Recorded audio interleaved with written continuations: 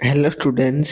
तो आज हमें +3 third semester sociology honours major paper 6 unit 3 लिंग व विकास এই ଚ୍ୟାପ୍ଟର ଆଜି ଆମେ ମୋଷ୍ଟ ଇମ୍ପୋର୍ଟାଣ୍ଟ ସର୍ଟ କ୍ୱେଶ୍ଚନ୍ 2 ମାର୍କିଆ ଏବଂ 5 ମାର୍କିଆ କ୍ୱେଶ୍ଚନ୍ ଆନ୍ସର ଡିସ୍କସ୍ କରିବା। ତ ଭିଡ଼ିଓକୁ ସ୍କିପ୍ ନ କରି ଶେଷ ପର୍ଯ୍ୟନ୍ତ ଦେଖନ୍ତୁ। ପ୍ରଥମ କ୍ୱେଶ୍ଚନ୍ କ'ଣ ଆସୁଛି? ନାରୀମାନେ ସମସ୍ତ ପ୍ରକାର କ୍ଷମତା ହାସଲ କରିବା ପ୍ରକ୍ରିୟାକୁ ଡ୍ୟାସ୍ କୁହାଯାଏ? ମହିଳା ସଶକ୍ତିକରଣ କୁହାଯାଏ। ପରବର୍ତ୍ତୀ ପ୍ରଶ୍ନ, ସାମାଜିକ, ଅର୍ଥନୈତିକ ଓ ରାଜନୈତିକ ପଦକ୍ଷେପମାନ ନାରୀମାନଙ୍କର ଡ୍ୟାସ୍ ପାଇଁ ଆବଶ୍ୟକ ନା ସଶକ୍ତିକରଣ ପାଇଁ ଆବଶ୍ୟକ? ପରବର୍ତ୍ତୀ ପ୍ରଶ୍ନ, ଡ୍ୟାସ୍ ମସିହାକୁ ମହିଳା ସଶକ୍ତିକରଣ ବର୍ଷ ରୂପେ ଘୋଷଣା କରାଯାଇଥିଲା? 2001 ମସିହା। ପରବର୍ତ୍ତୀ ପ୍ରଶ୍ନ, ଡ୍ୟାସ୍ ମସିହାକୁ ଆନ୍ତର୍ଜାତିକ ମହିଳା ବର୍ଷ ରୂପେ ପାଳନ କରାଯାଉଥିଲା? 1975 ମସିହାକୁ।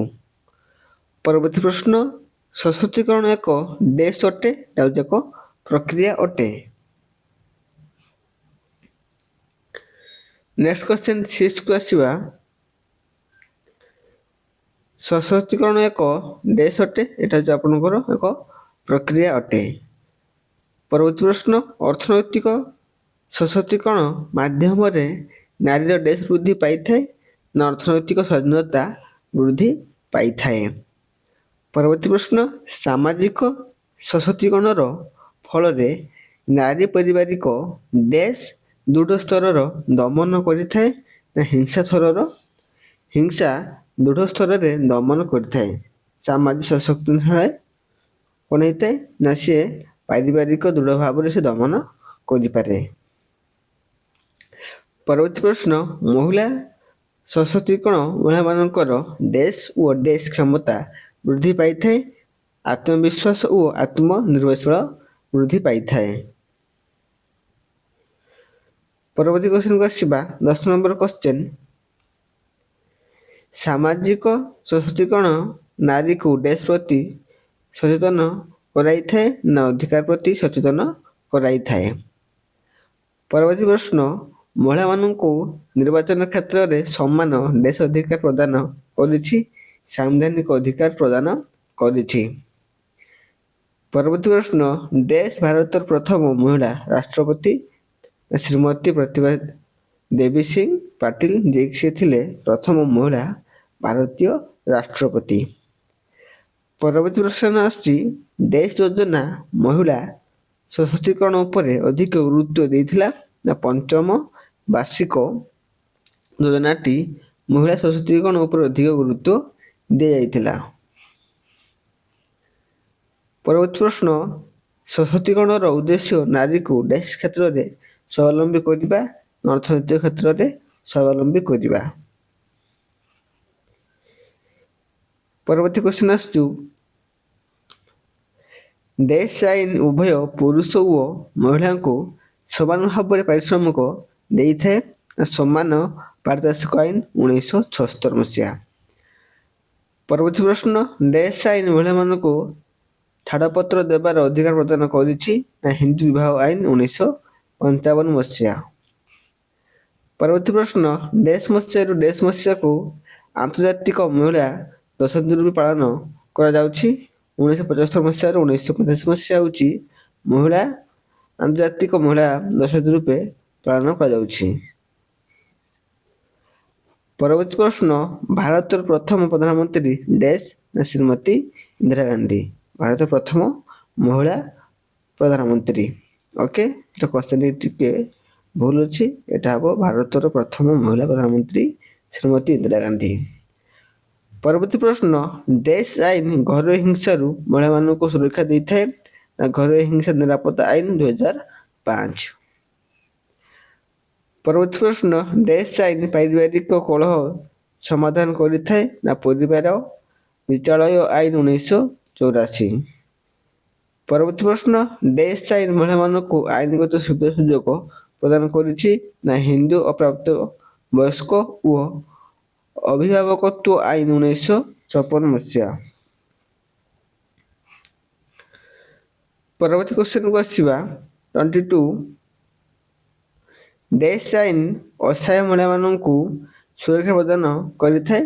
ମହିଳା ଜାତୀୟ କମିଶନ 1990 ଏହି ଆଇନଟି କ'ଣ କରିଥାଏ ନା ଅସହାୟ ମହିଳାମାନଙ୍କୁ ସୁରକ୍ଷା ଦେଇଥାଏ। ପରବର୍ତ୍ତୀ ପ୍ରଶ୍ନ 1980 ମସିହାରେ 23 ଜଣ ମହିଳା ରାଜ୍ୟସଭାକୁ ନିର୍ବାଚିତ ହୋଇଥିଲେ 29 ଜଣ ମହିଳା। ପରବର୍ତ୍ତୀ ପ୍ରଶ୍ନ 2009ରେ 23 ଜଣ ମହିଳା ଲୋକସଭାରେ ପ୍ରତିନିଧିତ୍ୱ କରିଥିଲେ 59 ଜଣ ମହିଳା। ପରବର୍ତ୍ତୀ କ୍ୱେଶ୍ଚନକୁ ଆସିବା, କ୍ୱେଶ୍ଚନ ନମ୍ବର 25 କୁ ଯିବା। ଦେଶ ବ୍ୟବସ୍ଥା ମହିଳାମାନେ ପ୍ରଥମେ ସରକାରୀ ସ୍ତରରେ ନିଷ୍ପତ୍ତି ନେବା ପ୍ରକ୍ରିୟାରେ ଅଂଶଗ୍ରହଣ କରିଥିଲେ ପଞ୍ଚାୟତିରାଜ ବ୍ୟବସ୍ଥା। ପରବର୍ତ୍ତୀ ପ୍ରଶ୍ନ ଡେସ୍ ଆଇନ ସତ୍ୟପ୍ରଥା ଗ୍ରହଣ ଓ ପ୍ରୋତ୍ସାହନ କରୁଥିବା ନାରୀ ଓ ପୁରୁଷକୁ ଦଣ୍ଡ ଦେଇଥାଏ ନା ସତୀ କମିଶନ ଆଇନ 1987। ପରବର୍ତ୍ତୀ ପ୍ରଶ୍ନ ଡେସ୍ ଏବଂ ଡେସ୍ ଦଶକ ମଧ୍ୟରେ ହିଁ ନାରୀ ଓ ବିକାଶ ବିଷୟରେ ଗୁରୁତ୍ୱ ଆରୋପ କରାଯାଇଥିଲା 1950 ଆଉ 1960 ଦଶକରେ ନାରୀ ବିକାଶ କ୍ଷେତ୍ରରେ ଅଧିକ ଗୁରୁତ୍ୱ ଆରୋପ କରାଯାଇଥିଲା। ପରବର୍ତ୍ତୀ ପ୍ରଶ୍ନ ଡେସ୍ ମସିହାକୁ ମିଳିତ ଜାତିସଂଘ ଦ୍ୱାରା ଆନ୍ତର୍ଜାତିକ ମହିଳା ବର୍ଷ ରୂପେ ଘୋଷଣା କରାଗଲା 1975 ମସିହାକୁ ମିଳିତ ଜାତିସଂଘ ଆନ୍ତର୍ଜାତିକ ମହିଳା ବର୍ଷ ରୂପେ ଘୋଷଣା କରିଥିଲା। ପରବର୍ତ୍ତୀ ପ୍ରଶ୍ନ ବିକାଶରେ ମହିଳା ଶବ୍ଦଟି ସର୍ବପ୍ରଥମେ ଡେସ୍ ମସିହାରେ ପ୍ରଥମ ଅବସ୍ଥାରେ ଏକ ୱାଶିଂଟନ ଭିତ୍ତି ମହିଳା ବିକାଶ ପେଶାଦାରୀମାନଙ୍କ ଦ୍ୱାରା ନାମିତ ହୋଇଥିଲା 1970 ମସିହାରେ। ପ୍ରଥମ ଅବସ୍ଥା କ'ଣ ହେଇଥିଲା ନା ୱାଶିଂଟନ ଭିତ୍ତିକ ମହିଳା ବିକାଶ ପେଶାଦାରମାନଙ୍କ ଦ୍ୱାରା ନାମିତ ହୋଇଥିଲା। ପରବର୍ତ୍ତୀ ପ୍ରଶ୍ନ ଡେସ୍ ଶବ୍ଦଟି ସର୍ବପ୍ରଥମେ ଡେନମାର୍କର ଅର୍ଥଶାସ୍ତ୍ରୀ ଏସ୍କର ଦୁଅସରମଙ୍କର ପ୍ରଭାବଶାଳୀ କୃତି women's role in economic development ପ୍ରକାଶିତ ହୋଇଥିଲା। ଏଟା ହେଉଛି WID ଶବ୍ଦଟି ପ୍ରଥମେ ବ୍ୟବହାର କରିଥିଲେ।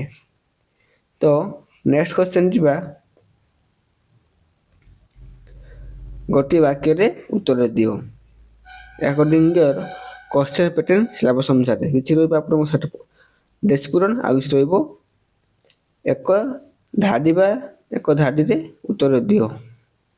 ଓକେ, ତ ପ୍ରଥମ କ୍ୱେଶ୍ଚନ କ'ଣ ଆସୁଛି, ମହିଳା ସଶକ୍ତିକରଣ କହିଲେ କ'ଣ ବୁଝ?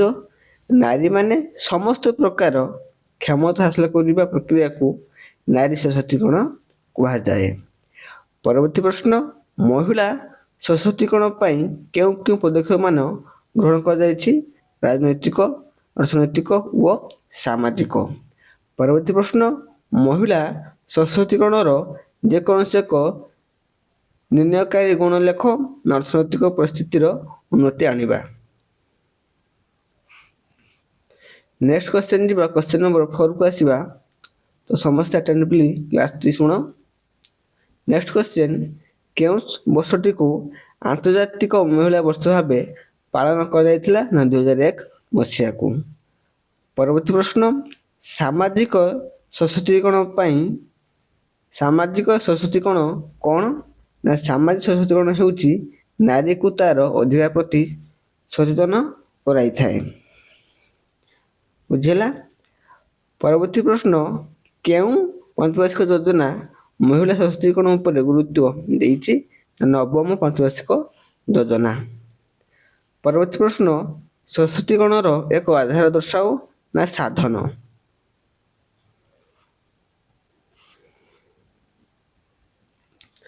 ନେକ୍ସଟ କ୍ୱେଶ୍ଚନ ଯିବା, ମୁଖ୍ୟ ସଶକ୍ତିକରଣର ଏକ ମୌଳିକ ନୀତି ଦର୍ଶାଅ ନା ଲିଙ୍ଗ ସମାନତା। ପରବର୍ତ୍ତୀ ପ୍ରଶ୍ନ ସମାନତା, ଦାରିଦ୍ର୍ୟ ବିରୋଧ ଏବଂ ଦକ୍ଷତା କୌଶଳ ବା ନୀତି ଉପରେ ଗୁରୁତ୍ୱ ଦେଇଥାଏ WID ସଂସ୍ଥାଟି। ପରବର୍ତ୍ତୀ ପ୍ରଶ୍ନ ବେଜିଂ ମହିଳା ସମ୍ମିଳନୀର ଏକ ପ୍ରସଙ୍ଗ ଲେଖ ନା ଶିକ୍ଷା ଏବଂ ମହିଳାମାନଙ୍କର ପ୍ରଶିକ୍ଷଣ। ନେକ୍ସଟ ଯିବା 11 କୁ କେଉଁ ସହରର ଜାତିସଂଘ ଦ୍ୱାରା ସଂଗଠିତ ନାରୀମାନଙ୍କ ଭାବରେ ପ୍ରଥମ ବିଶ୍ୱ ସମ୍ମିଳନୀକୁ ଏହାର ଉତ୍ପତ୍ତିର ଉତ୍ସ ଭାବେ ନିଆଯାଇପାରେ ନା ମେକ୍ସିକୋ ସହର। ପରବର୍ତ୍ତୀ ପ୍ରଶ୍ନ WAD ନିର୍ଦ୍ଦିଷ୍ଟ ଭାବେ ବିକାଶ ସହିତ ସମ୍ପର୍କକୁ ଦର୍ଶାଏ ନା ନାରୀ? ପରବର୍ତ୍ତୀ ପ୍ରଶ୍ନ କେଉଁ ଦଶକରେ ଲିଙ୍ଗ ଏବଂ ବିକାଶ WAD ସଂପ୍ରତ୍ୟୟଟି ବିକଶିତ ହୋଇଥିଲା? 1980 ଦଶକରେ। ପରବର୍ତ୍ତୀ ପ୍ରଶ୍ନ କେଉଁ ଉପାଗମ ନାରୀମାନଙ୍କୁ ବିକାଶ କାର୍ଯ୍ୟକ୍ରମରେ ସାମିଲ କରି ରାଜନୈତିକ ସାନ୍ନିଧ୍ୟ ଲାଭ କରିବାକୁ ଗୁରୁତ୍ୱ ଦେଇଥାଏ ନା WAD ଉପାଗମଟି?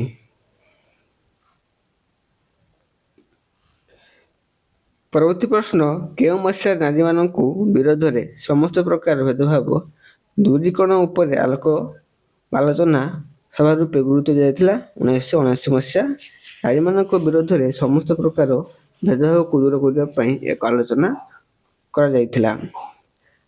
ପରବର୍ତ୍ତୀ ପ୍ରଶ୍ନ women's rule in economics development ପୁସ୍ତକ ରଚୟିତା କିଏ? ନ୍ୟାସ୍କର ବସରୁପ। ପରବର୍ତ୍ତୀ ପ୍ରଶ୍ନ କେଉଁ ମସିହାରେ ମେକ୍ସିକୋ ମହିଳା ସମ୍ମିଳନୀ ହୋଇଥିଲା? 1975 ମସିହାରେ। ପରବର୍ତ୍ତୀ ପ୍ରଶ୍ନ କେଉଁ ଶବ୍ଦଟି ସର୍ବପ୍ରଥମେ ଡେନମାର୍କ ଅର୍ଥଶାସ୍ତ୍ରୀ ନେର ବସରୁପଙ୍କର ପ୍ରକାଶିତ ହୋଇଥିଲା? WAD ଶବ୍ଦଟି। ପରବର୍ତ୍ତୀ ପ୍ରଶ୍ନ ଲିଙ୍ଗ ଏବଂ ବିକାଶର ଏକ ମତବାଦ ଉଲ୍ଲେଖ କର ନା ବିକାଶରେ ନାରୀ? ପରବର୍ତ୍ତୀ ପ୍ରଶ୍ନ WAD ର ଏକ ଉପାଗମ ଲେଖ। ସମାନତା ଉପାଗମ।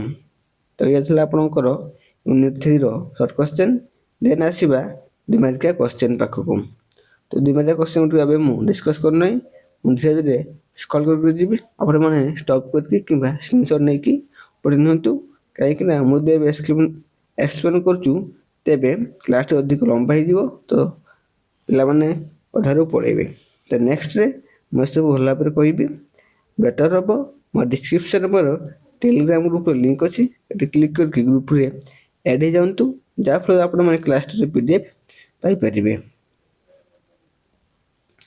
ଆଉ ସମସ୍ତେ ଗୋଟେ ଗୋଟେ କମେଣ୍ଟ କର ଏବଂ ସାଙ୍ଗମାନଙ୍କୁ ନିଶ୍ଚିତ ରୂପେ ସେୟାର କର, ଯାହାଫଳରେ ସେମାନେ କ୍ଲାସ୍ଟି ଦେଖିପାରିବେ। ଏଇଟା ହେଉଛି ଆପଣଙ୍କର 5 ମାର୍କ କ୍ୱେଶ୍ଚନ୍ ଏଇଠୁ ଆରମ୍ଭ ହେଇଗଲା। ଓକେ, ସାଙ୍ଗମାନଙ୍କୁ ସେୟାର କର, ଆଉ PDF ପାଇବା ପାଇଁ ମଧ୍ୟ ଟେଲିଗ୍ରାମ ଗ୍ରୁପ୍ରେ ଆଡ଼୍ ହେଇଯାଉ। ନେକ୍ସଟ କେଉଁ ଭିଡ଼ିଓ ଅପଲୋଡ଼ କରିବା, କ'ଣ କରିବା, ସେସବୁ କମେଣ୍ଟ କର। କ୍ଲାସ୍ କେମିତି ଲାଗିଲା ତାକୁ ମଧ୍ୟ ଆପଣମାନେ କମେଣ୍ଟ କରିପାରିବେ। Thank you all.